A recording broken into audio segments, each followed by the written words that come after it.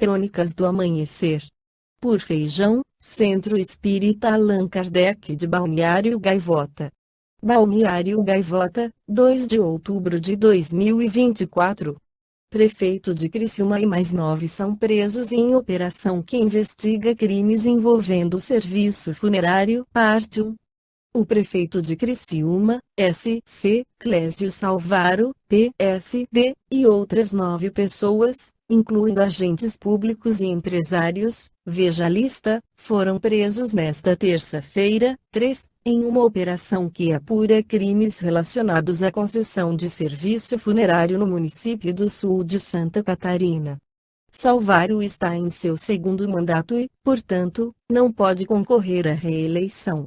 Conforme a decisão que autorizou a operação, assinada pela desembargadora Cíntia Bittencourt Schaeffer, a investigação teve início após denúncias de possível fraude em um processo licitatório para contratação de empresas de serviços funerários na cidade.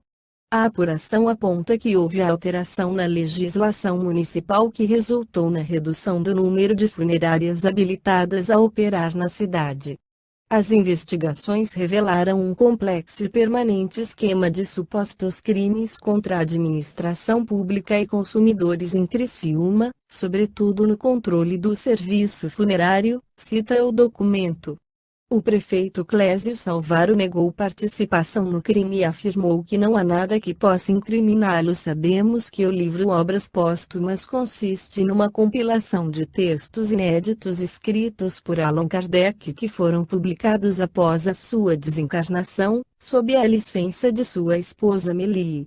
Como educador, Kardec inicia o texto sobre as aristocracias em questão esclarecendo o seu conceito a partir das raízes etimológicas da palavra para, adiante, tecer suas considerações sobre os tipos de aristocracias que se apresentaram ao longo do processo histórico da humanidade. A aristocracia, em sua origem grega, significa o poder dos melhores. Sempre houve líderes entre os povos, entre os grupos sociais em função da diversidade de aptidões e características dos membros de nossa espécie. A figura da autoridade se tem feito necessária ante a heteronomia de muitos indivíduos, da necessidade de proteção dos mais frágeis e da notória carência de limites ante a manifestação das paixões, que sem freios, estabelecem o caos no organismo social. A primeira de todas as aristocracias foi exercida pelos patriarcas ou os anciãos. A seguir, segundo a reflexão kardeciana, em função dos conflitos entre coletividades mais numerosas, surgem as lideranças da força bruta, dos ágeis e inteligentes chefes militares, eis a segunda aristocracia.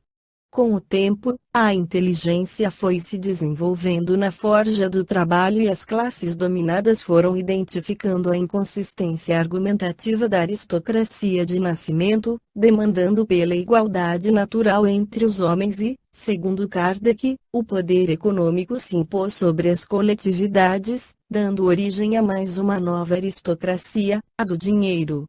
O que não era possível obter mais à custa do título de nobreza, da autoridade herdada, agora era factível de se comprar por peso de ouro.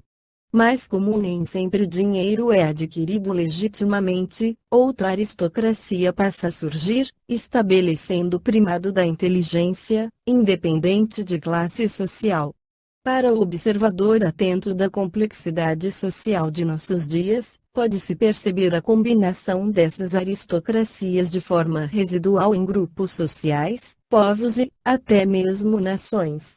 A aristocracia intelecto-moral que, gradualmente há de se desenvolver, é um inédito viável que conta com o potencial educativo da doutrina dos espíritos sobre aquele que o adota como filosofia de vida, contaminando positivamente outros indivíduos, com os quais convive em sua ecologia de relações.